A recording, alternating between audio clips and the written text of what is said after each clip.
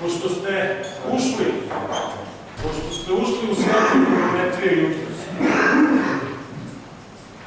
pošto smo saznali neke osnovne kategorije, sada ćemo malo da neke od tih kategorija, ne sve, nego neke od tih kategorija sada ćemo da primenimo i da se usredsredimo na empirijsku analizu cena, koja je suštinski u najvećoj meri vezana za analizu relevantnog tržišta.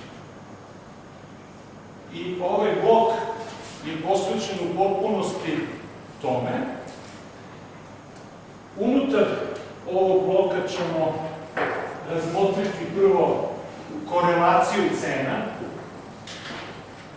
fenomen korelacije i način merenja smo saznali, o tome smo čuli od Zorice, znamo šta je koeficijent korelacije, sada ćemo da vidimo kako ga koristimo, koje su to kritične veličine koeficijenta korelacije, koje su to veličine kada kažemo ova korelacija je dovoljna da bi nešto zaključili ili nije dovoljna da bi nešto zaključili.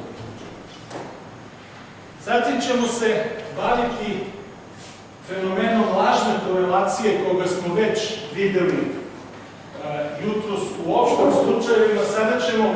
Sada ćemo se usredsrediti na slučajeve lažne korelacije cena, odnosno kada visoka korelacija između cena ne pokazuje suštinski povezanost tih cena, nego pokazuje povezanost sa nekim trećim veličinama.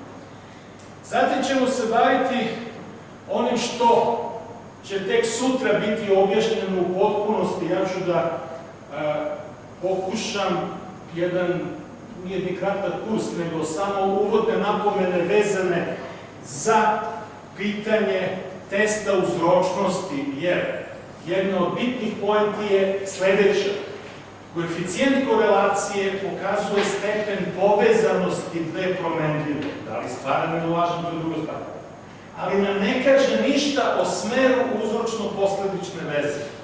I zbog toga posebni testovi, za koje videli smo dobijaju se Nobelove nagrade za te stvari, posebni testovi nama omogućavaju da donesemo zaključak o tome da veličina A utiče na veličinu B, odnosno u kojoj meri veličina A utiče na veličinu B. A ako postoji povratni uticaj, opet da i njega izmerimo, pa da znamo ako je dvosmerna uzročno-posledična veza, da bar znamo šta dominira tom konstelacijom.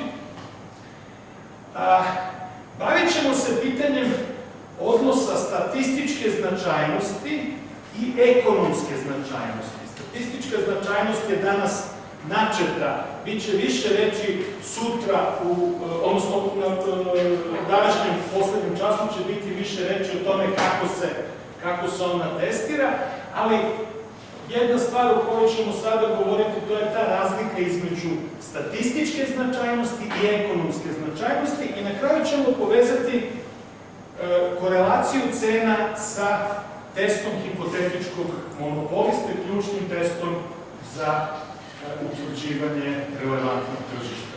Tako će otprilike da izgleda sledeći sat i po. Kako se še kucnem tablom za nam? Jedno. Radi.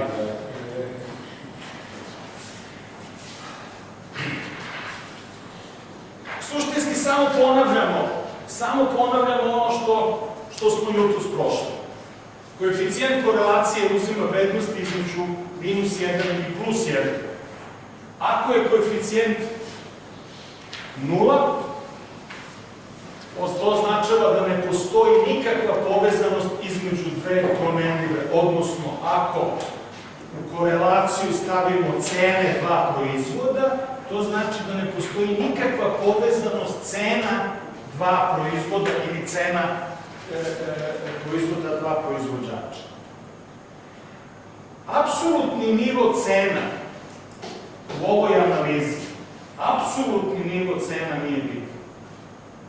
nego je korelacija suštinski pokazuje način na koji se menjaju cene dva proizvoda ili cene proizvoda dva proizvođača.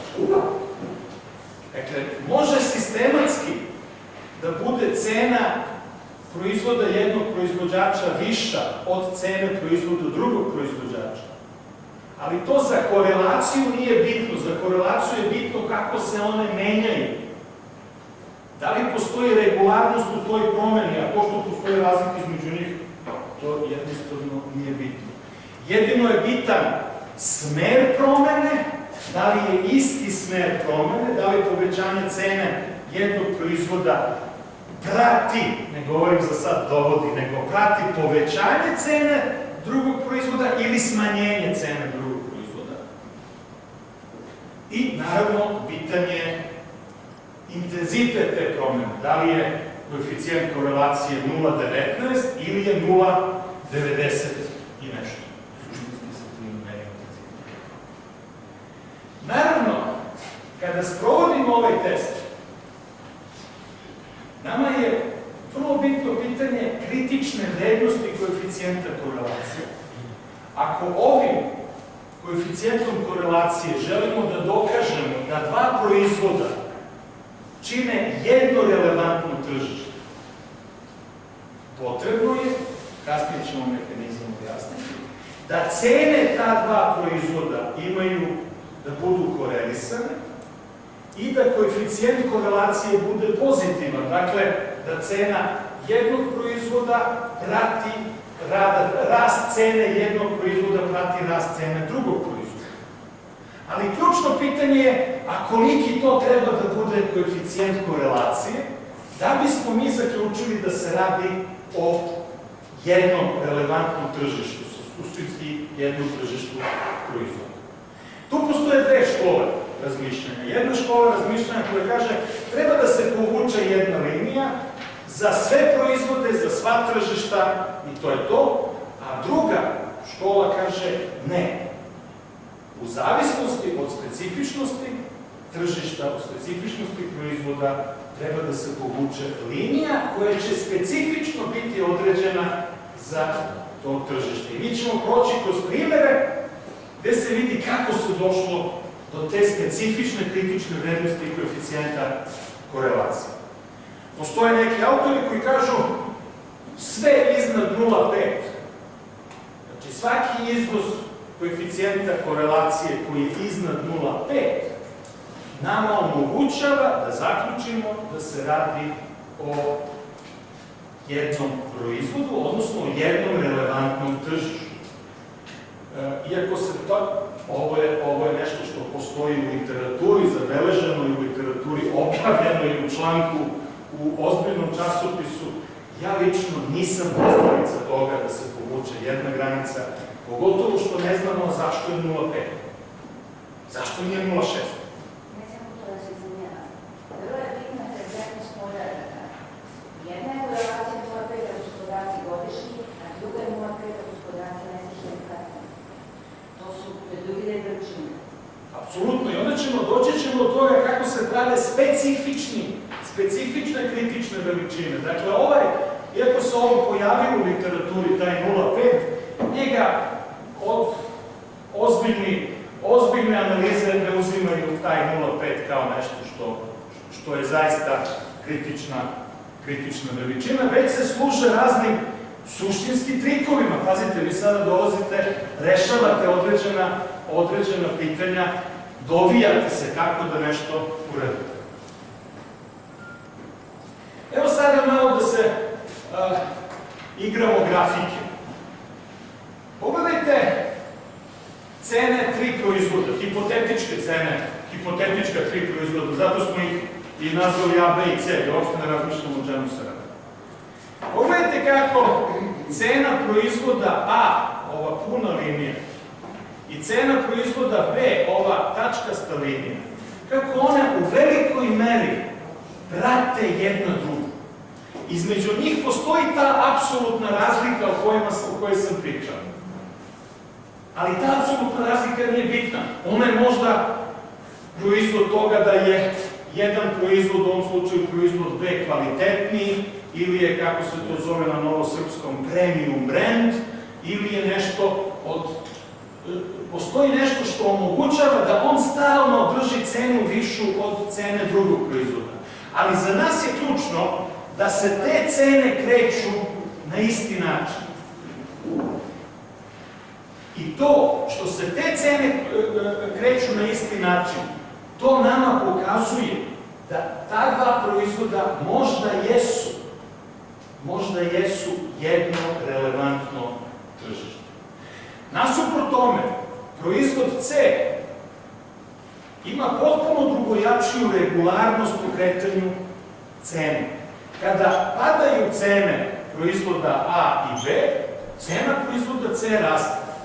I očigledno je na osnovu ovakvog metoda, obično se naziva šapsometrijski metod, uvida u grafikon, mi već možemo da kažemo prilično pouzdano da na proizvod C ne treba računati da čini to relevantno tržište, ali se postavlja ozbiljno pitanje da li je ovo dovoljno da zaključimo da proizvodi A i B čine relevantno tržište.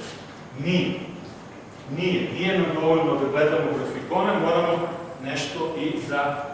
A zaboravio sam da kucam. I sada smo koeficijent korelacije izračunali za ova tri proizvoda, odnosno za kretanje cene ova tri proizvoda. Koeficijent korelacije između proizvoda A i proizvoda B, evo ga ovde, je 0,98. Dakle, one dve krive koje su se kretale na ovaj način na koji su se kretale, one su dale koeficijent korelacije od 0,98, vrlo visok koeficijent korelacije, posle ćemo da vidimo da li je važna ili stvarna, ali on nama ovde daje signal da se možda radi zaista o relevantnom tržištu jednog proizvoda, proizvod A i proizvod B, da spadaju u jedno relevantno tržište proizvoda. Šta je? Da li ovo možemo da branimo oruđem ekonomske teorije?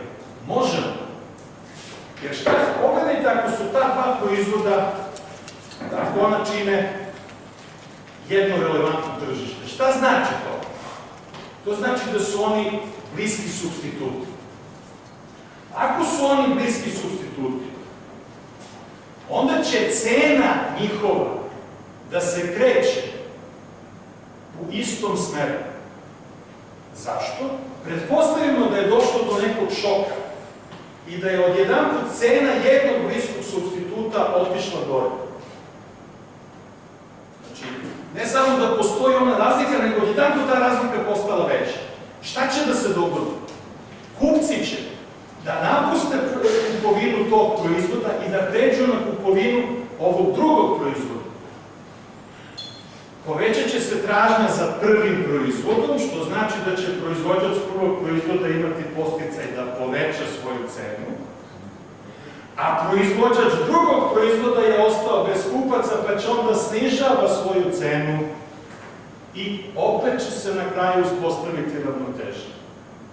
Dakle, to je obrazloženje iz ekonomske teorije koje nam kaže, ako ta dva proizvoda čine jedno relevantno tržište, drugim rečima, ako su oni dobri supstituti, pa onda će njihova cena da bude visoko korelisana. Proizvod C ima koeficijent korelacije sa proizvodom A minus 0,65, a sa proizvodom B ima minus 0,62. I čim je minus, mi dalje više ne razmišljamo. Jer nemamo teorijsko obrazloženje da smatramo da su to ti proizvodi bliski supstituti.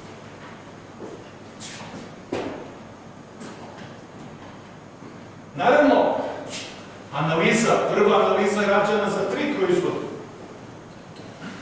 Ali analiza može da se radi za veliki broj proizvoda.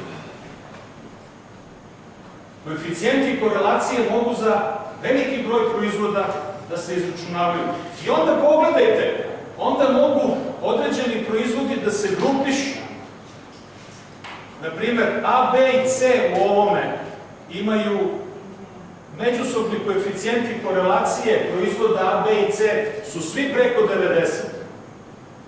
A nisu loši ni ovi ovde, D, F i G, 96, svi su iznad. Znači da ovde izgleda postoje dva relevantna tržišta, da jedno tržišta proizvoda, da jedno čine proizvodi A, B i C, a drugo čine D, E i F, a da su proizvodi G i H potpuno izvan ovog relevantnog tržišta proizvoda. Ako zamenite tržište proizvoda geografskim tržištem, relevantnim geografskim tržištem jednog proizvoda, ista analiza stoji. Ista analiza stoji. Jednostavno vidjet ćete da kada se radi empirija, da se suštinski ta analitička distinkcija, ona je dobra kao analitička distinkcija između relevantnog tržišta proizvoda i relevantnog tržišta, relevantnog geografskog tržišta, da se u mnogo čemu ona u empiriji gubi. Da kada radite test, da suštinski radite jedno i drugo. Naravno, vi test možete podesiti tako da radi samo jedno ili samo drugo, ali na kraju se sve svodi na relevantno tržište. Na relevantno tržište. A izvinite, zašto smo onda sad rekli kao primjer da možemo da izdvojimo dva tržišta i zašto E sa 0,87? Zašto je ovo hipotetički primjer? No, znači nisi nikad ne gledala kao na primjer. Ovo je primjer jedan, ništa drugo. Znači, nema ovde, niko ne stoji. Nisu ovo neki zaista proizvodi, jer namerno upotrebljavamo ovako A, B, C, D, F. Jer ako upotrebljavamo neka konkretna imena proizvoda, pa jeste svi mi nešto naslučujemo, imamo neke svoje, ako ništa drugo, predubeđenje o substituciji, odnosno o relevantnom tržištu. To je potpuno hipotetično. Potpuno hipotetično.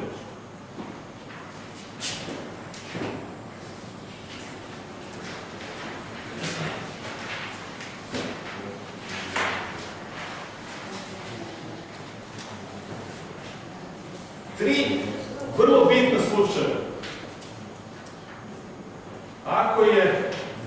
Ako je United Brands, klasičan slučaj koji svi pominju, pa verovatno da je ono što je United Brands za definiciju relevantnog tržišta, to je Nestle Perrier za upotrebu koeficijenta korelacije. O čemu se radi ovde? Radi se o tome da je bila predložena koncentracija Nestlea i Perriera i da se postavilo pitanje, a šta je to relevantno tržište Perriera, odnosno šta je to relevantno tržište budućeg Nestle Perriera? Da li je to tržište gazirane kisele, gazirane mineralne vode, ili tržište negazirane mineralne vode, ili je generalno šire tržište bezalkoholnih pića. I sprovedena je analiza koeficijenta korelacije cena svih tih proizvoda. Iako je komisija krenula od toga da su gazirana i negazirana voda različiti proizvodi, odnosno da oni čine dva relevantna tržišta, koeficijent korelacije je bio toliko visok da je pokazao da se radi o jednom tržištu, da je relevantno tržište mineralnih voda, nezavisno da li su gazirane ili nisu gazirane. Ali se s druge strane pokazalo da bezalkoholni napici da nisu to tržište, da je to drugo relevantno tržište. Dakle, tržište kao relevantno tržište je koeficijentima korelacije određeno tržište vode, gazirane i negazirane. Drugi slučaj, isto njega vrlo često pominju, Procter & Gamble. Tu su rađene, to je vezano za geografsko tržište, to uopšte nije bio sporan proizvod, to su neki higijenski proizvodi, nije bitno stvari. Tu je bilo sporno da li je relevantno tržište Evropske unije ili je relevantno tržište nacionalno tržište unutar Evropske unije. I onda je rađena analiza korelacija cena različitih tržišta, to je bio panel podataka. Dakle, to su bili podaci cena u različitim zemljama tokom određenog vremenskog perioda. Za svaku zemlju, tokom 20 godina. I ustanovilo se da su tržišta, bez obzira na sve proklamacije iz Brisela, da su tržišta tog proizvoda nacionalno tržišta, da su kao geografska tržišta, da su određena nacionalna tržišta. 2-3 zemlje, sjeća se da Nemačka, Francuska i Španija su suštinski uvek išle na jednu stranu, ostale su išle na drugu stranu, ali nije čak bilo ni to dovoljno da se prave neke regionalne tržišta, nego je na kraju se došlo do zaključka da se radi o nacionalnom tržištu. Treći slučaj koji ovde pominjemo je bila integracija u hemijskoj industriji. Tu su razna veštačka vlakna, poliuretani, polipropileni, poli ovo, poli ono. CVC i Lenzing, nemačka firma, različiti poliuretanski proizvodi, korelacija cena je rađena između različitih poliuretanskih proizvoda. Najviši koeficijent korelacije do koga su došli je bio 0,44. Ostali su bili drastično niži, bili su 0,20. Zaključak komisije na osnovu toga je bilo ne. Ovo nisu proizvodi koji spadaju u isto tržište, u isto relevantno tržište proizvoda, ovo su različiti proizvodi i svaki od njih suštinski ima svoje relevantno tržište.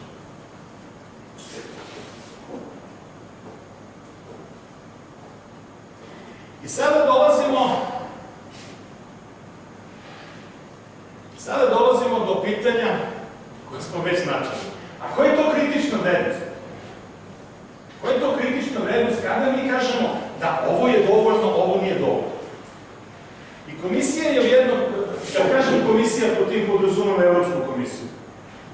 Komisija je u jednom svom dokumentu rekla da oni smatraju da su koeficijenti korelacije iznad 80 visoki, a ispod 60 niski. Dakle, oni su uveli tim svojim dokumentom, oni su uveli jedinstvenu kritičnu vrednost. Nisu obraćali pažnju na ono o čemu se te govori, nego su rekli sve preko 80 to je dovoljno, sve ispod 60 je nedovoljno. Problem je, naravno, što između 80 i 60 ne znamo šta je, a drugi problem je što zaista u zavisnosti od različitih podataka koji se koriste, koliko je dugačka vremenska serija, da li se radi o panelu podataka, o čemu se tu radi, plus o kom se proizvodu radi, mi nismo sigurni da li je ovo korektno. U nastavku te analize je u jednom slučaju, za jedan slučaj rečeno da koeficijent od 0,76 nije dovoljan da bi se zaključilo da se radi o istom tržištu. Dakle, u istom tekstu se kaže da je sve iznad 0,80 visoko, između 0,80 i 0,60 ne znamo šta ćemo, i onda nešto se pojavi na 0,76, što je, rekao bih, prilično blizu 0,80, to nije dovoljno. Ali to komisija nije uradila. Zadržala se samo na ovo. Izvinjavam se, ako su radili samo vezano za cene, nisu gledali ništa drugo, osim cene i korelacije u cene. Na osnovu čega su onda različite zaključke donosili, 0,80, to je okej, ali 0,70 i nešto, to već... A to morate njih da pitate, zaista. Dobro. To njih morate da pitate, mene nisu uspeli da, meni nije jasno šta su oni tu radili. Pa ne, nije mi jasno ako su samo cene, korelaciju cene... Ovo je, sada pričamo samo o korelaciji cene. Pa to kažem, šta ih je opredelilo da u jednom slučaju, kako mislim, u jednom... Pa oni su prvo doneli načelo, ovo gore je načelo. Pa su rekli 0,80 dobre, 2 noge loše, 0,80 dobro, 0,60 loše, a ovo između vidjet ćemo šta ćemo. I onda su na 0,76 rekli to nije. Nedovoljno dobro. To nije dobro, to nisu došli. A sada, zaista se ne bi povod da budemo u koši pop parola Evropske komisije koji treba da objasni to. Vidite, to su iznali u dokumentu. U kojem dokumentu su iznali ovaj stav? U jednom od svojih rešenja. Ovo rešenje. Da, to je tačno. Znači, oni su počeli rešenje, oni su rešenje počeli načelnim stavom ovim. I onda kad su prešli, šta smo radili? Radili smo ovo, pa sad na osnovu ovog načelnog stava smo zaključili ovo. A pronaći ću vam koje tačno rešenje. Međutim, dobra strana Evropske komisije je u tome što ona evoluira. I ta evolucija se videla u slučaju Ryanair Aer Lingus, gde su uradili veoma interesantnu analizu, kasnije ćemo da pričamo, veoma interesantnu analizu korelacije cena, vrlo dobro strukturiranu i tu više nije bilo ovih rasprava tipa možda bitno ne mora da znači. Samo obratite pažnju, to je 2007. godina, dugo im je trebalo da dođu do toga, da rade dobru, uravnoteženu analizu. Evo ga, Ryanair Aer Lingus. Poznati su vam jedan i drugi, već smo ih nekoliko puta pominjali. Šta je bilo problem komisije? Problem komisije je bio nekada Ryanair i Aer Lingus obslužuju isti par aerodroma. To je jasno da je jedno tržište. I ako setite se, Ryanair je protestovao, nismo mi ista kompanija kao Air, ali to sad nije bilo. Tu nije bilo tog problema. Nego je bio problem. A šta se dešava ako jedna od ove dve kompanije obslužuje liniju sa jednog aerodroma na drugi aerodrom, koji se nalazi u blizini grada a ova druga sa prvog aerodroma na treći aerodrom koji se nalazi u blizini grada A. Dakle, ovo se dešava. Poleću i jedan i drugi sa London Gatwicka. Lete za Frankfurt, ali jedan leti na veliki Frankfurt, Frankfurt Majna, drugi leti na mali Frankfurt, Frankfurt Hahn. Dakle, Frankfurt ima dva aerodroma. Da li je London Gatwick, Frankfurt Hahn i London Gatwick, Frankfurt na Majni, da li je to isto relevantno tržište? To je bio problem koji komisija koji je sebi postavila da reši. U redu, nema problema, uzet ćemo cene. Uzet ćemo cene letova jednih i drugih, pa ćemo da gledamo korelacije. U aviosaobraćaju je pitanje koja cena, znate? Jer tu tek postoji razlika između kataloške cene i stvarne cene. Ali i to može da se različi. Kako reći, gde postoji volja, postoji i način. Ali, koji je bio prag? Ako pronađu da ovaj i ovaj imaju koeficijent korelacije 0,56 ili ako imaju 0,78, je to dovoljno? Onih 0,78 koje su odbacili, bi to bilo dovoljno. Sada su radili jednu prilično pametnu stvar. Tamo gde je bilo nesporno, gde je bio nesporan par, gde su leteli i jedan i drugi na iste, pa koliki je koeficijent korelacije cena letova između dva ista aerodroma? 69%. Da, 0,69%. I onda su oni rekli, ako je isti aerodrom u pitanju, imamo korelaciju koja je 0,69, ako je nešto iznad toga, onda se radi o istom relevantnom tržištu. Vidjet ćemo da postoji problem šta se dešava kad je isto. zašto predlažem. Zavisi koju su destinaciju uzeli, da li bi na svim parovima linija bio isti koeficijent korelacije? A ne može da bude isto. A znam, ali vi ćete vidjeti spisak tih destinacija, pa ćete onda vidjeti gde je iznad 0,69. Za 0,69, to je nesporan par. To je destinacija. prosek. A prosek. To je prosek. To nije bitno. Znači, to je na svim linijama, to je na svim parovima. Znači, to je negde 0,76, negde niže, ali to je prosečan koeficijent korelacije za sve parove. Za sve parove gde postoji.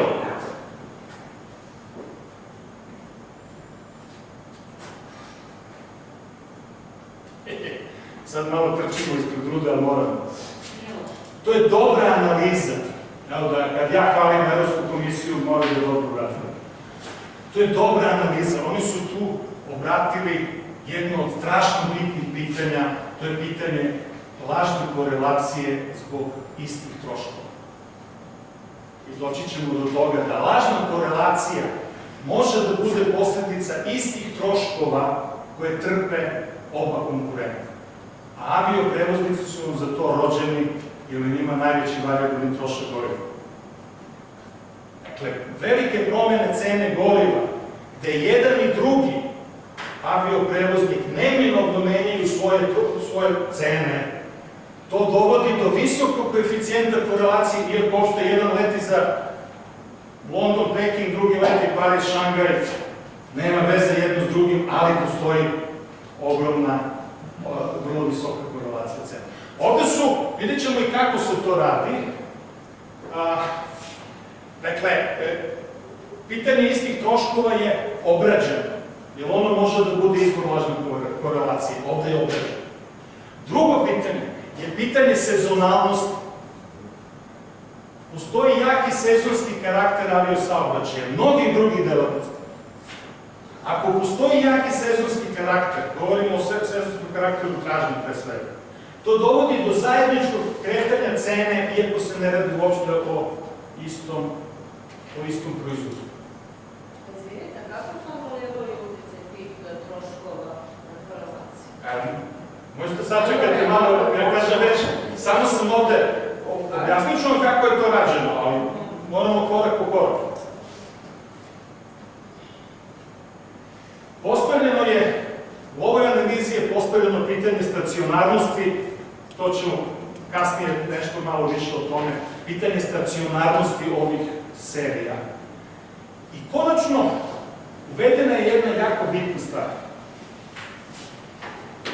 Ako su dva proizvoda isto relevantno tržište, ako se radi o dva proizvođača na tom tržištu, neki put jedan proizvođač na promenu cene drugog proizvođača reaguje sa docom, ne reaguje odmah. Sa kašnjenjem, kasno. Da, ne znam, mi zovemo s docom...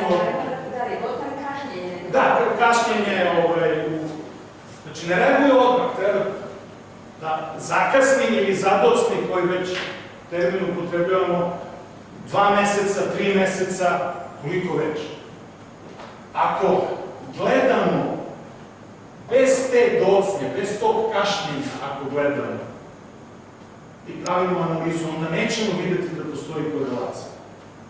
Ako uključimo docnju, jer u ekonometriji je kašnjenje, zvaničan izraz. Ne, kaže se docnja, jer se misla da je možda lakše da bude put izvinjanje. Aha, ne, nema problema. Evo sad, kada ekonomija priča, popravlja ekonomista, zato što mi suviše upotrebljava ekonometrijski izraž. Ja še govori da te svi razumiju. Kao ono parametri i koeficijenti, toga ti ima. Da, ovo je baš zato što smo... Znači, to je jako bitno. Ovdje imate obrnut slučaj, ovdje možete da dobijete lažno nizak koeficijent korelacije. I da suštinski eliminišete hipotezu o zajedničkom relevantnom tržištu, iako ono postoji. Evo sad su parovi, nisu svi, jer ih je mnogo bilo. Dakle, 0,69 nam je onaj reper, do koga smo došli na način na koji smo došli. I sad da kažem, jedan i drugi lete sa različitih destinacija na dva odredišta. Jedno odredište je Alicante, drugo odredište je Murcia. To su dva grada u Španiji, relativno blizu jedno drugo. Drugim rečima, postavlja se pitanje da li je let iz Londona, na primjer, sad nije bitan odakle se poleće, da li je let iz Londona do Alicantea dobar supstitut letu iz Londona u Murciju? To je pitanje. Ako je visok koeficijent korelacije cenama na tim letovima, onda se radi o jednom tržištu, jednom relevantnom tržištu. I pošto je ovde Alicante Murcia 0,90, više od 0,69, oni su rekli to je jedno tržište. Pogledajte da svuda gde je bilo iznad, da je zaključak bio da se radi o jednom tržištu. Sada, ako je niže, komisija nije donela zaključak da se ne radi o jednom tržištu. I vidjet ćete zašto. To je dobro uradilo. Dakle, komisija je rekla, u ovim slučajevima je nejasno, ne može da se donese jednoznačan zaključak da li se radi o jednom relevantnom tržištu ili o dva relevantnom tržištu. Vidjet ćete kasnije zašto. Ako vas interesuje, evo sve destinacije imate.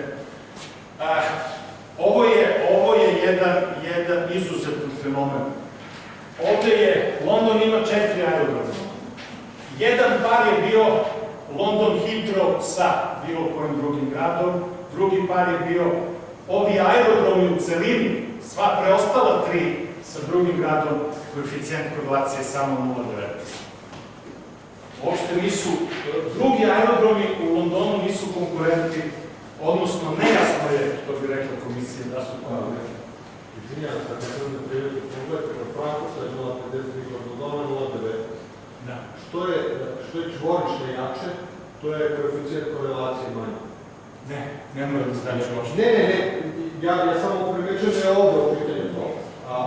Zašto to kažem? Zato što preko tih destinacija je jako mnogo putnika koji koriste javni prevoz, koriste i druge benefite. Tu se kataloška cena razlika od ove stvarne cene koje plaćaju. Daleko bi došlo da sada krećemo u tu priču, jer su i London i Frankfurt su takozvani hubovi, drugim rečima, ogroman broj putnika ne leti tamo zato što mu je to konačno odredište, nego zato što tu preseda. To je bitnija stvar od ovoga.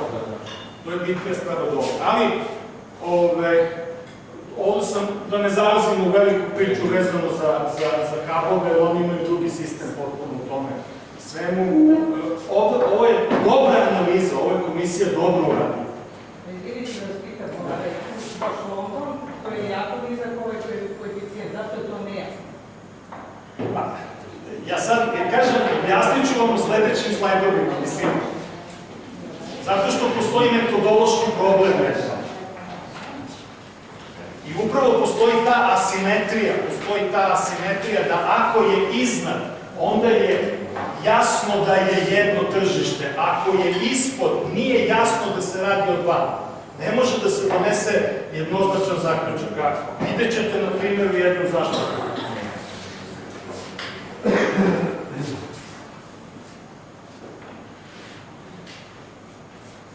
Evo zašto. Problem je šta birate. Problem je šta birate kao referentne proizvode. Ovde je bilo relativno lako izabrati. Ovde je potpuno logično, intuitivno bilo da se izabere, pa tamo da lete zajedno. Ali vrlo često vi morate arbitrarno da odredite jedan proizvod, odnosno jedan par proizvoda.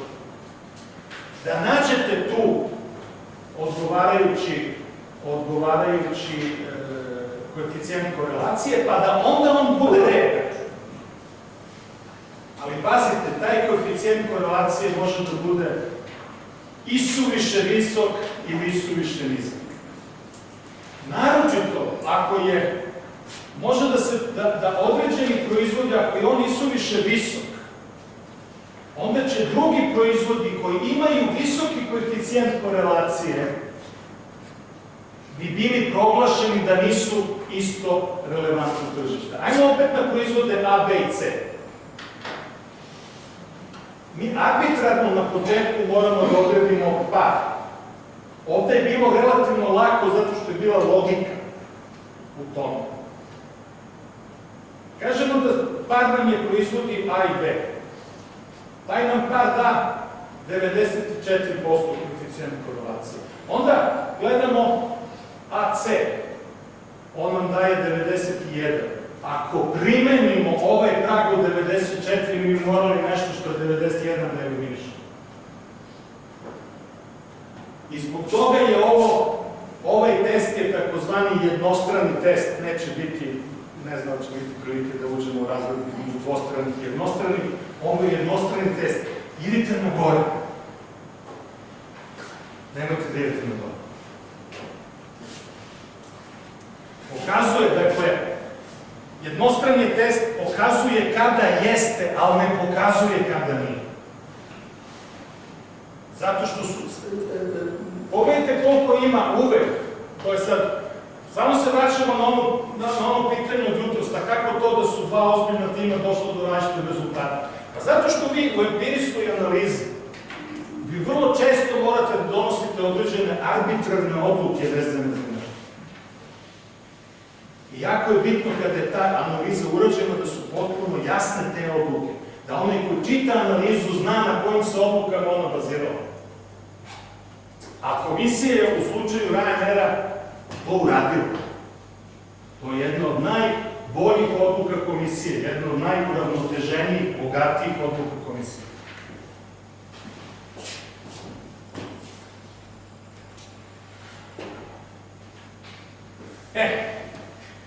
Lažna korelacija privatnih sakariba. Koje su to osnovni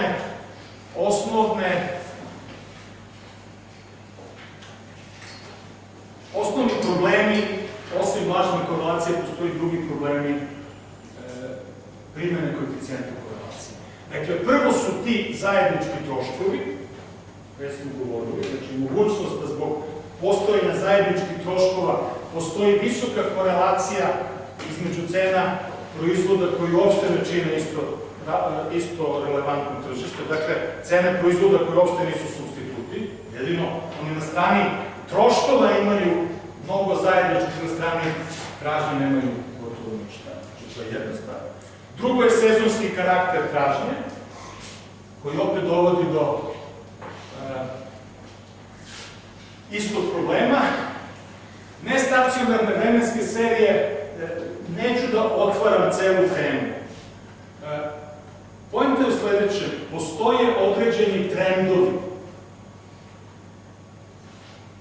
Nešto se dugoročno uvećava. Ali su faktički Nedeterministički. Linija, on i dalje ima znači on ima one tačke s jedne i s druge strane linije, ali ta linija nije ravna linija, nego je nagnuta ili nagore ili nadore. Tipična nestacionarna serija je bruto domaći proizvod, što i poslednje godine nije. Ali generalno postoji nekakav rast, dugoročni rast bruto domaćih proizvoda. koji je optimistički tak, ali u državnu sezonu. Cene su pojedine cene. Cene na maku ili potrošačke cene. Za nestacionarno, a pod inflacijom. Ali poenta, ono što ovde, zašto mi je bitan bruto domaći proizvod? Zato što sa bruto domaćim proizvodom u realnom iznosu, znači on ima, pogotovo u poslednjih godina, ali u poslednjih 200 godina, nešto sam ja ekonomista koji se bavi privrednim rastom, ja samo na 200 godina. Šta tih 200 godina, šta znači ta nestacionarna serija? Pa stalno raste taj bruto domaći proizvod. Pa onda stalno raste životni standard stanovništva, pa stalno rastu mnoge druge stvari. I onda mogu da stvari koje su potpuno nepovezane između sebe, da su vezane sa tim bruto domaćim proizvodom i da one jednostavno zbog toga rastu. I sad imate rast tri promenljive koji je uslovljen suštinski rastom jedne, a to je bruto domaćim proizvodom. Problem koji je sam koeficijent korelacije ne može da ga reši, to je problem uzročnosti. To pitate nešto? Ne.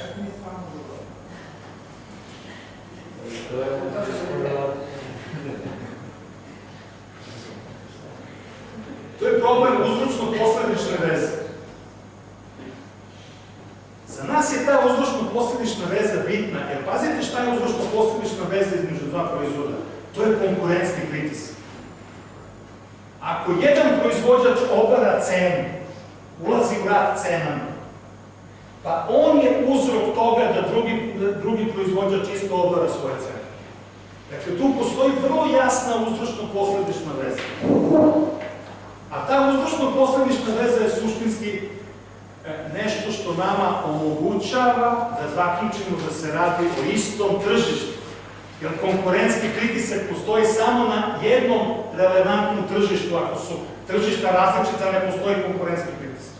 I zato je jako bitno da postoji ustanovljena uzročno-posledična veza i, naravno, bitan je smer te uzročno-posledične veze. Koeficijent korelacije na prvi pogled je sjajan pokazatelj.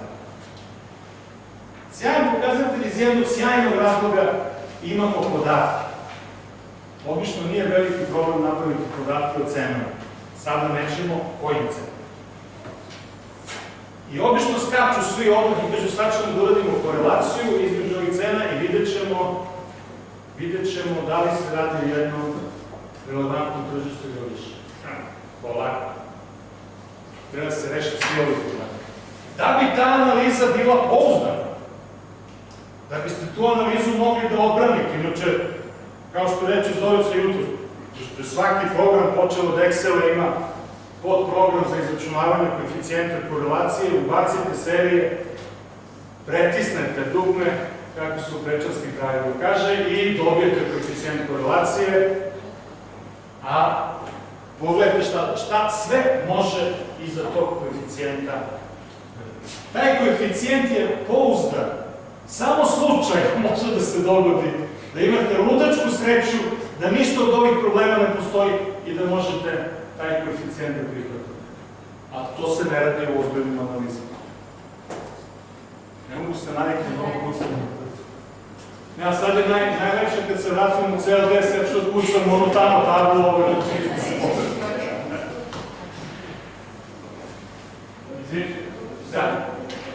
Isto praktično kad provodimo analizu putem korelacije, uvek uzimamo u obzir i ove elemente.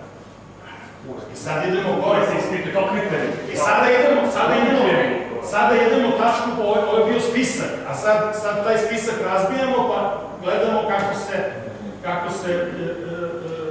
se radi ta analiza.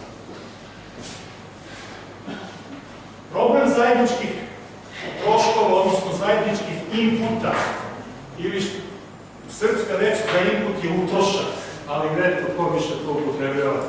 Uglavnom smo svi prešli na srpsko-engleski. Ako postoje zajednički inputi, onda varijacija cene tog inputa može da dovede do velike varijacije cene dva proizvoda, iako ti proizvodi uopšte nisu supstituti, jedan drugog ne zamenjuju ni na koji način. Cena goriva je tipičan primjer za mnoge delatnosti.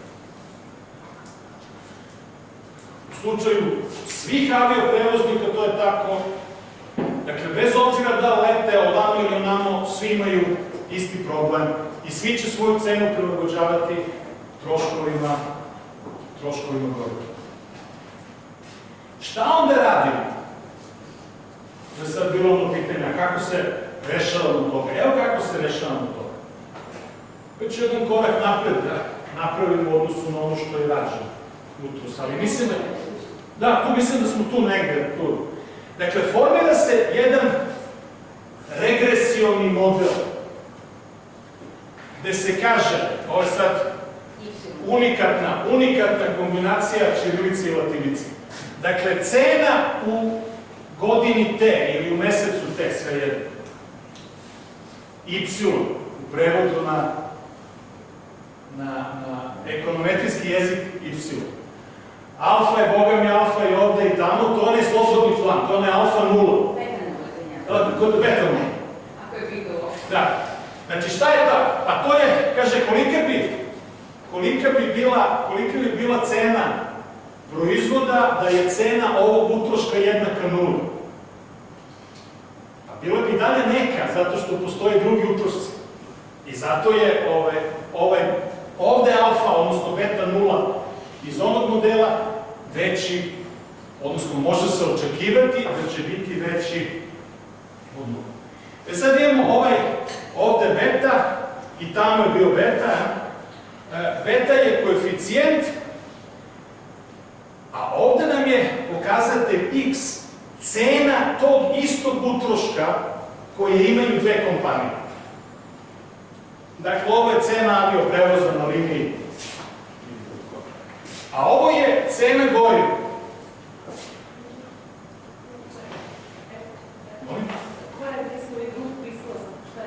Pa možete gledati tu istu. Pa piše cena goriva srpski, pa srpski piše cena goriva. Ćirilicu. Cena istog utroška. Na primer goriva, ali možda bude radna snaga. Pazite, sklopi se novi kolektivni ugovor, odu cene radne snage gore, ista stvar. Pa sad ovaj komentar baš neću da komentariš.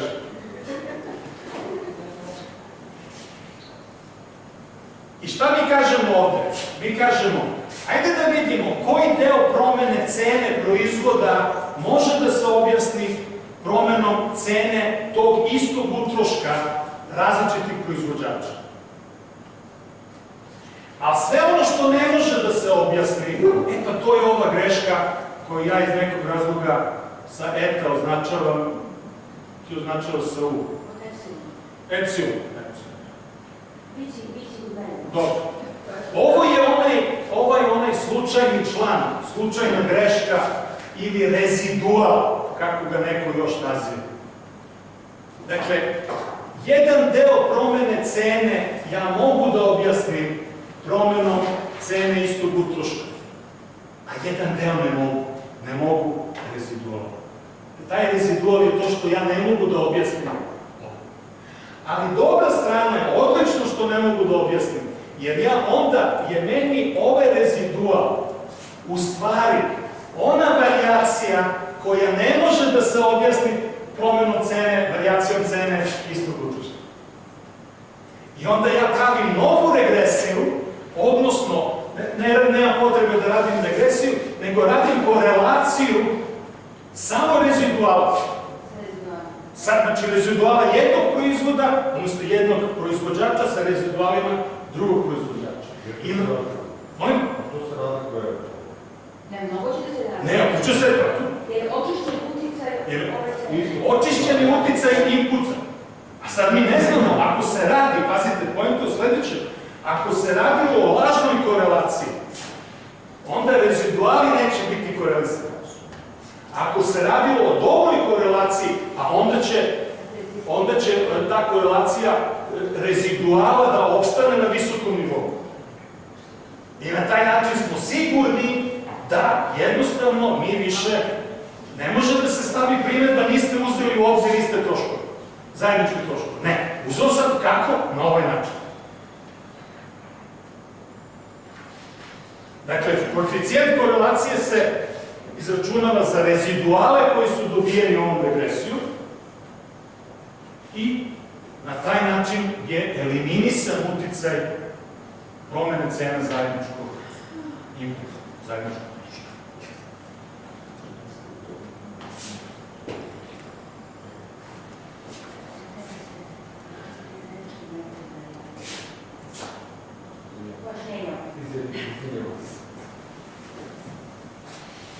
Sezonski karakter vraćamo sezonu. Kaže, jesi sredio sezonu u sebi? Nećemo da zalazimo, dakle, mislim, opet je pojenta u sledeće. Ako postoji jako izražena sezona, ta sezona, pazite, ta sezona suštinski označava neku treću promenljivu s kojom su povezane cene jednog i drugog proizvoda. Ta treća promenljiva, na primer, može da bude temperatura spoljašnja.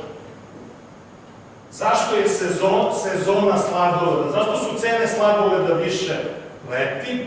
Postoji malo veća tražnja. Zašto postoji malo veća tražnja? Pa zbog 35 stepena. Dakle, na primjer, ovdje mogu da budu interesantno odvojena geografska relevantna tržišta mogu da daju cene koje su vrlo korelirane u prošlog ovoga. Ta korelacija je lažna. Onda treba učiniti desezonizaciju i postoji veliki način kako se radi desezonizacija, veliki broj načina i nećemo zalaziti. Ja mislim da savremeni paketi danas imaju, ja imam u SPSS-u, ne znam, imam mogućnost desezonizacije. A opet treba znati kako biti primeniti. Ne ide po automatizmu, nego da se vodi računa o pridjeli sezoni. Koliko je, pošto sad ako imate dugu istoriju, onda... Je moguće da je ta sezona sa faktičnog karaktera i da varira sa godinama. Ako je sezona deterministička i varira se svake godine po istom gradu, onda manje više sve jedno koji ti se nekako koristi. I ako se menjaju varijacije svjetskog karaktera, onda može da bude malo problema, ali se to više kreće. A recimo, jedan od načina je da radite promenu godinu na godinu. To je uvijek sigurno. Ali se može da kaže uvijek, od velikih vam da kažeš ovako, radiš promenu od godinu na godinu. Znači, kraj marta jedne godine na kraj marta prethodne godine. Ili prvi kvartal jedne godine na prvi kvartal prethodne. I onda kad radite to ono čuveno ovim engleskim skraćeno year on year, ili ti joj, vi time to izbegavate. Vi napravite, vi podatke konvertujete tako da to izbegavate. Plus ovde dobijete još jedan dodatni element, bio da dobijete promenu cene. Prvu diferencu cene. Što daje dobre rezultate, slično onome o čemu smo pričali jutru sa logaritmom. Sezonu smo eliminisali, zajednički troškove smo eliminisali. Evo, pogledajte kako izgleda dva proizvoda gde su cene pod uticajem sezona. Ovo su kvartali. Ovo je nekakav apsolutni iznos cene. Nije bitno čemu sad, evrići, dolarima, švajcarcima. I sada bi na prvi pogled rekli da je ovde ogromna korelacija da se radi o dva ista proizvoda. I sada kada pređete na godišnju promenu cena, to nema veze jedno.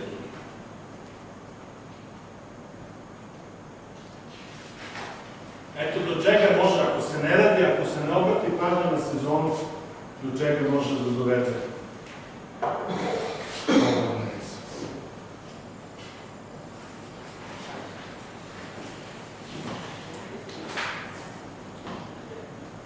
Opet ne znam koliko sada dolazi, pošto još nije bilo reči o nestacionarnim vremenskim serijama koje su pod uticajem trenda, biće više sutra reći o tome. Ali, pazite tu, ključno pitanje na koje praktično odgovarate, a da li se razlikuju rezultati na izvornim promenljivima, na onim podacima koje ste dobili, dakle ceni kao takvoj, i podaci njihovoj prvoj diferenciji. Ako se razlikuju,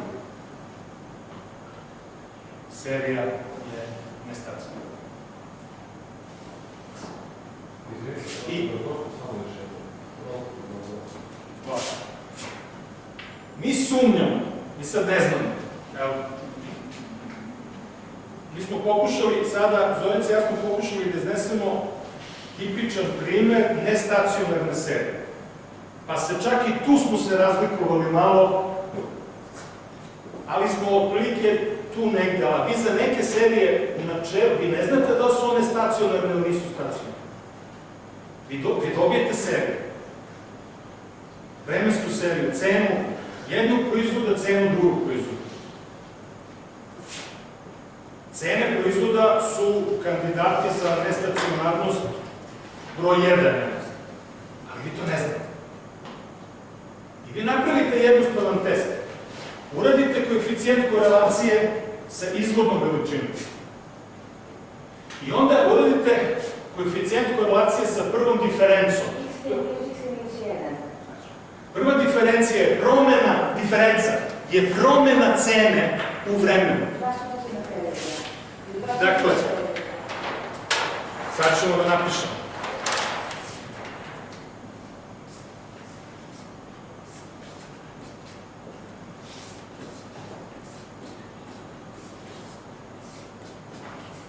Evo. Dakle, cena u periodu T ili u trenutku, možemo i tako, u trenutku T, cena u trenutku u periodu C-1, to je promena cene i vi sada uradite, pa jeste sada ovaj T, vi imate seriju, sad je ovaj T, 1, 2, 3, 4, 5, 280. I vi za 280 podataka imate 279 prvih diferenci. Uvek je M-1, morate da ga...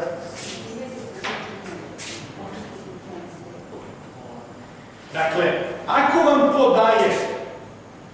vam to daje različite rezultate, ako vam na izvornim podacima,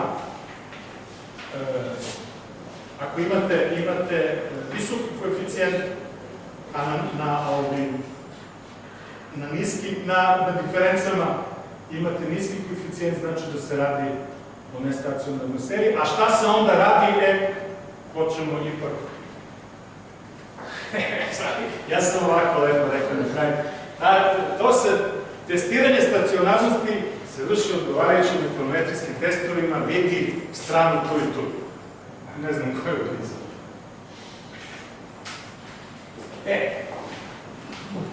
Vrlo bitno pitanje. To je ova docnja povoda kašnjenja u prilagođavanju. Prvo pitanje. Kada imate vremensku seriju, koji su vam podaci to? Da li se radi o mesečnim podacima, o nedeljnim podacima, o dnevnim podacima, o kvartalnim podacima? Dakle, vrlo bitna stvar. A onda je pitanje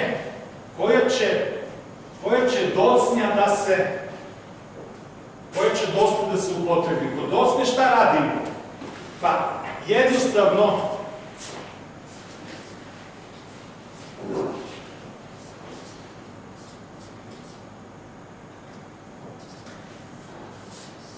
cenu P1 u periodu T koreliramo sa cenom P2 u periodu T-1. Dakle, imamo pomak u vremenu. Hipotetički primjer, opet, svi su primjeri hipotetički, samo kad je bude neki stvarni primjer, onda idemo po slučaju. Područje A i područje B. Znači, ovo su koeficijenti korelacije sa područjem A. Očigledno radi se o geografskom relevantnom tržištu. Ako idemo P1T sa P1, ili ovdje bude PAT sa PBT, 0,01. Ali ako napravimo pomak i to bude PAT sa PBT-1, evo ga, skačemo na 0,61. Dakle, izgleda da su da je to ipak jedno geografsko tržište, ali pojente u sledećem, mi moramo da obrazložimo zašto postoji docnja. Postoje tržišta koje reaguju strašno brzo, tržišta koje su transparentna, Postoje tržišta koja reaguju strašno sporo, tržišta koja nisu transparentna, sa visokim transakcijnim troškovima. Tipično tržište te vrste su te tržište nekretnina. Ono je strašno sporo. Mnogi kažu da bi život bio daleko lepši i lakši, ne bi bilo svih ovih mehura finansijskih, da tržište nekretnina može da reaguje brzo, ali ne reaguje. Sporo je tržište.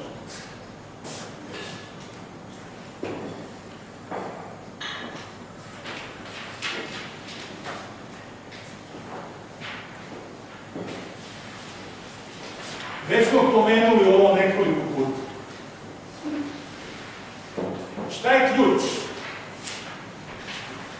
I Grangerov test uzročnosti se primenjuje, njega su primenjivala i Evropska komisija ga je primenjivala i Department of Justice američki ga je primenjivao u raznim slučajevima da bi video da li postoji pritisak jednog proizvođača na drugog proizvođača. Da li cena jednog proizvođača, da li je ona posledica cene nekog drugog proizvođača.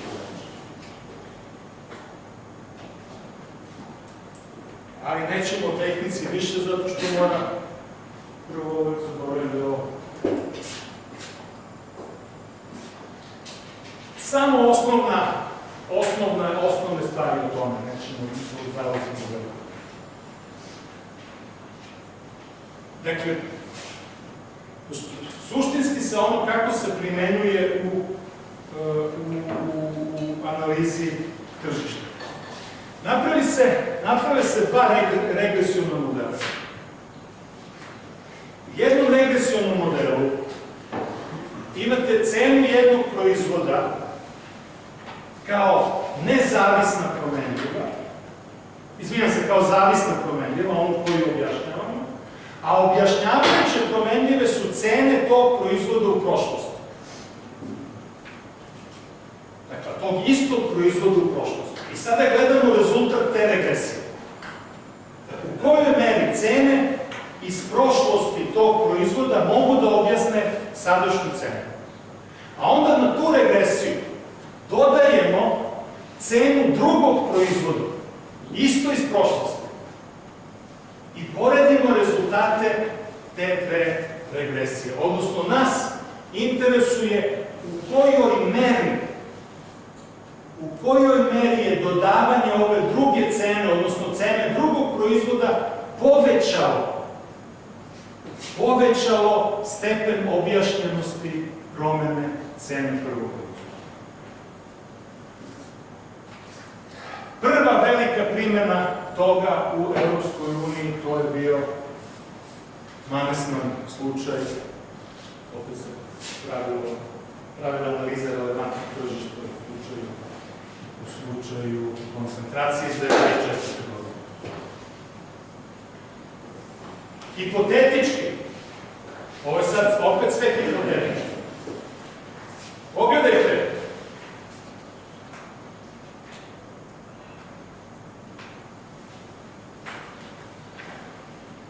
manje više smo prošli sve ovo. Mi smo te teste objasnili kritično.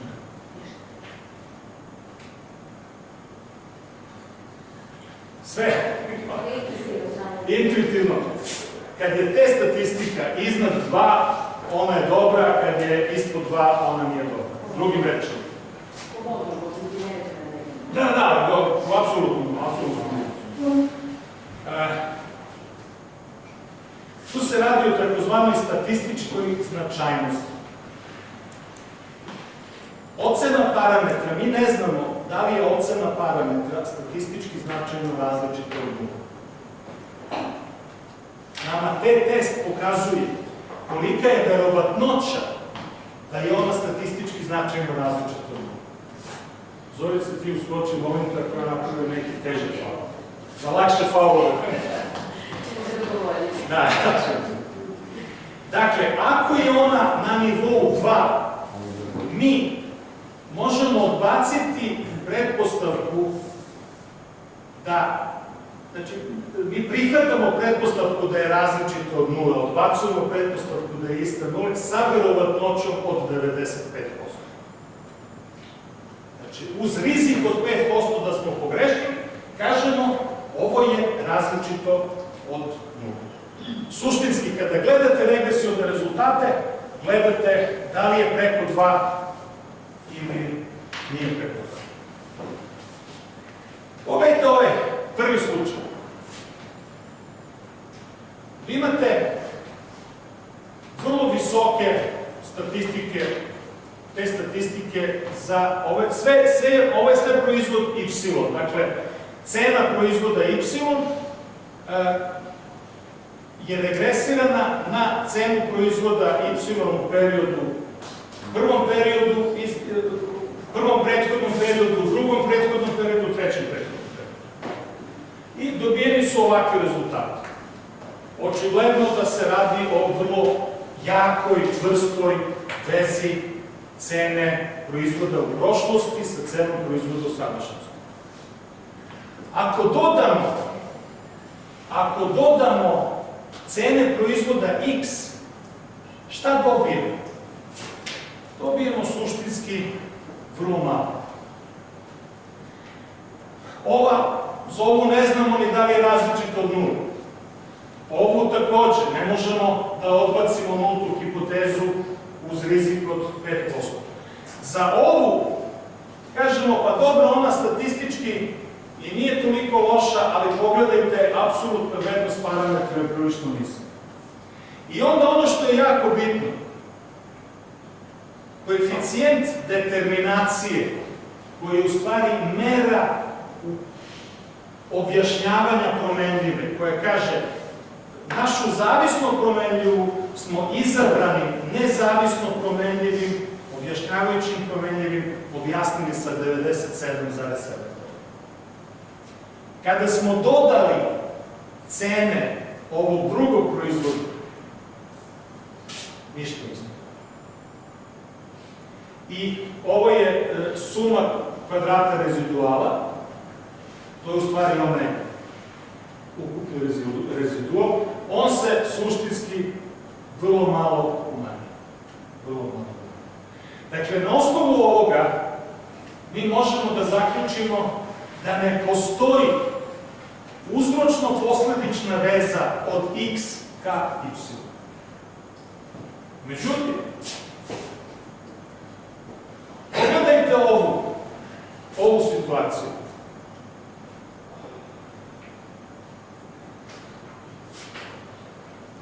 Šareni rezultati, ali ključno je ova razlika. Svega 7% je objašnjeno bez proizvoda X1. A kada uključimo proizvod X1, to se diže na 10%.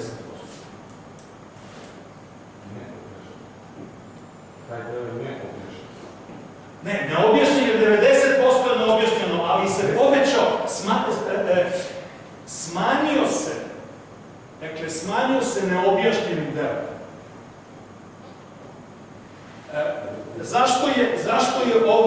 Zašto je ovaj primer pad? Zato što nije bitno koliki je deo objašnjen, a koji nije objašnjen. Bitno je kolika je promena toga.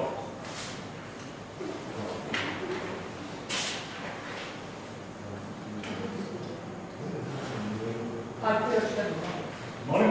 Još jedno. Naravno, ne počnu da ga ja sam, šta ste rekao na početku? Ja sam tu zbog vas.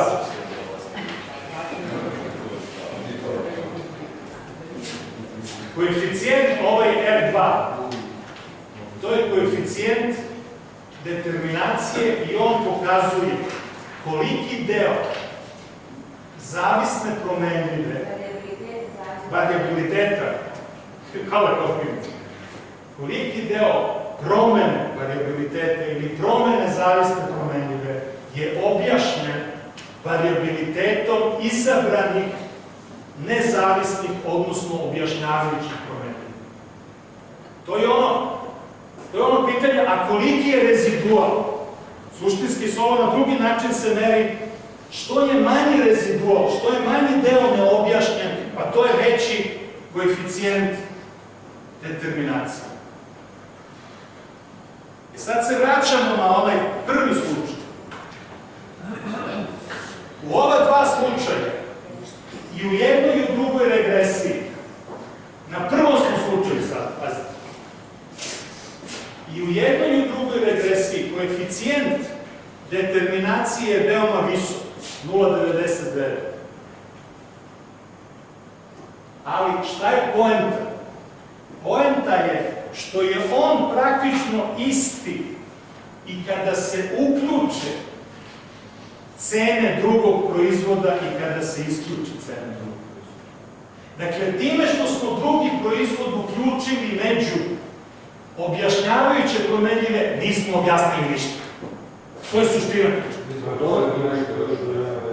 U tom smislu, time nismo. Znači, ostaje isti nivo objašnjenja. Nismo ništa dobili, ništa nismo novo saznali time što smo uključili cene drugog proizvoda. Znači da cena prvog proizvoda uopšte ne zavisi od cene drugog proizvoda. Nije u nekoj korelaciji sa cenom drugog. Ne, upravo ovo. Pustite sad korelaciju, sad smo se podigli na nivo drugog gimnazija. Korelacija je osnovna škola. Upravo ovo. Da cena, da ne postoji uzročno-posledična veza cene x na cenu y. Jer da ima povećati se dela objašnjenja. A šta se dešava kad ima? Evo ga. Ovde se on povećao sa 0,7 na 0,10. Pa, to je poenta zato, ali nije bitno koliki je nivo. Nije bitan koliki je nivo, bitno je kolika je promena. On će se po definiciji uvek povećati očekivanje možda u šta se promeniti. Može uvek uvek. Znači se koristi na bodovali koeficijent očekivanja. A ovo sad pitanje da li ovaj prirast od 0,07 na 0,10 statistički značajno. Ali ovde je poenta sledeća, da ako ti i ja nastavimo da se, ja mislim da će se ima kada uvremalo, što nam nije cilj. Samo vi nastavite. Da, slobodno. Mi smo se reći u borbu. Poenta je što ovde nije bitan apsolutan nivo. Bitna je promena do koje dolazi. Pa prirast. Pa da sad ostavimo. Idemo se mi da nastavimo. Da li prirast statistički značajan? Naravno, ali pošto nismo još, mislim, u statističku značajnost smo ušli ovako. Suština je samo ako se novo uključi ne dođe do promene, on nema nikakve veze.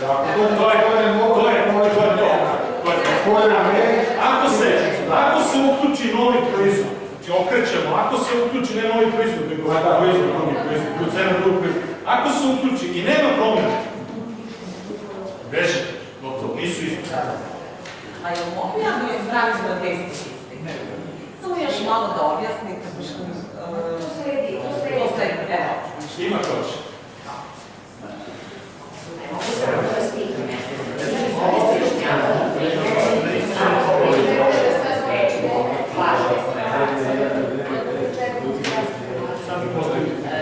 Ovo sve što ste iznali kao primjer je primjer kako da izgledamo vašu relaciju. Da, s tim što je ovo korak dalje u analizi, ovo je jača analiza.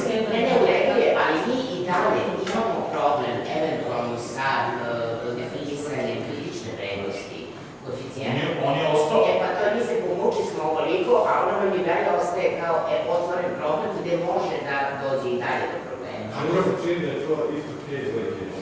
Ja se slažem, ali pošto smo se kao izborili s ovim, dalje osnovno neke kritične vrednosti koje kao tako uvek može da predstavlja problem. A da, ali recimo meni se čini da ovo što je rađeno u slučaju Ryanair Aer Lingus da predstavlja jednu solidnu osnovu da se sada kreativno pristupi, naravno, ne može isto tako u nekom desetom slučaju, ali da se na tim osnovama, sa tom filozofijom, da se krene pa da se onda dođe do kritične vrednosti koeficijenta Ali korelacije. sami ste rekli da je nekad vrlo teško naći tako i predstavlja relevantno, a to vam je u stvari ključ za kritičnu vrednost. To je jeste izvecija dela koja odlučuje. To je, mislim, Što je oborivo, mislim, ja. ali meni je jako drago što se ova rasprava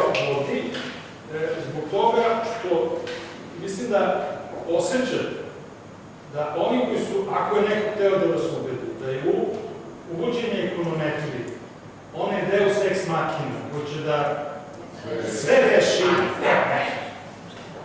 Mislim, vi ćete i dalje da se, vi, plural, vi ćete i dalje da se pitate o mnogim stvarima, samo što su sada stvari su daleko specifičnije. Sada vi možete da čekate, a ko je taj?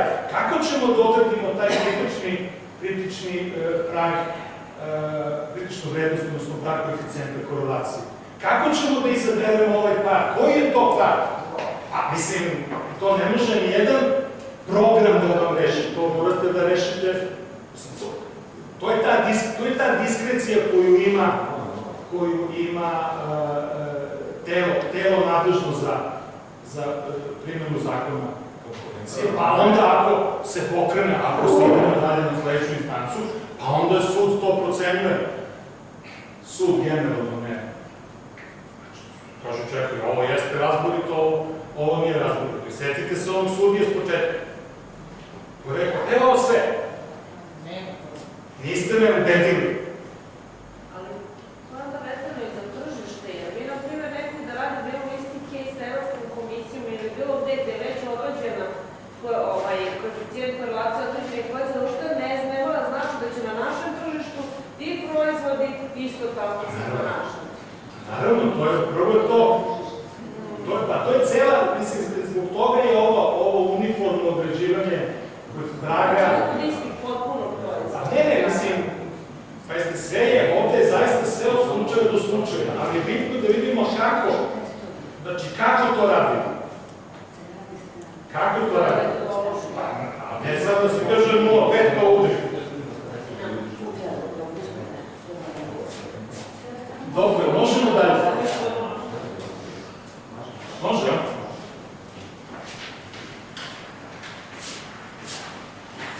Sad vreme za pauzu. Sad ti urimo još pravo. Evo, tamo do kraja.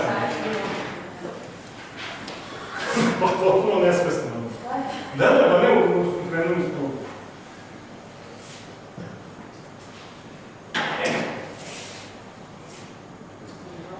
Koeficijent korelacije, sve kada iščistimo od svih slabosti koje ima, kada smo ubeđeni da to nije lažna korelacija, ne, prava je korelacija, to još uvek nam ne daje pouzdanu osnovu da kažemo to jeste jedno relevantno. Test koji nama omogućava to je test hipotetičkog monopolista. I sada je bitno ustanoviti vezu između koeficijenta korelacije i testa hipotetičkog monopolista. Ovo poskače nešto.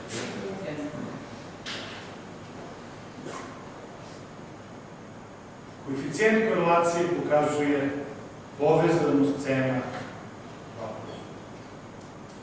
ali nam ne pokazuje snagu konkurentskog pritiska između ta dva proizvoda, odnosno između ta dva učesnika na tržištu koja proizvode i nude ta. Setite se test hipotetičkog monopoliste, sutra ujutru imamo sat i po samo njemu i njegovim varijacijama. Setite se, da li neko može na određenom tržištu da podigne cenu i da bude profitabilan? On to može da uradi jedino ako ne postoji snažan konkurentski pritisak.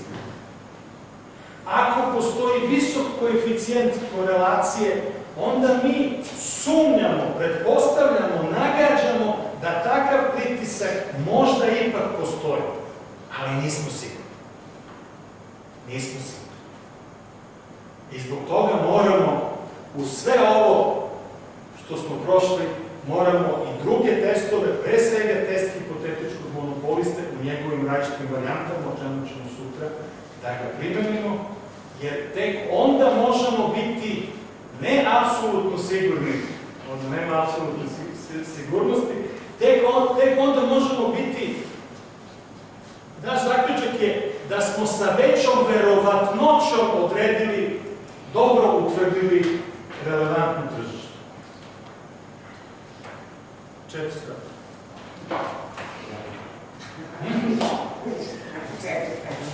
Ne, 16 časova, nije 4 sata kraja. Ne,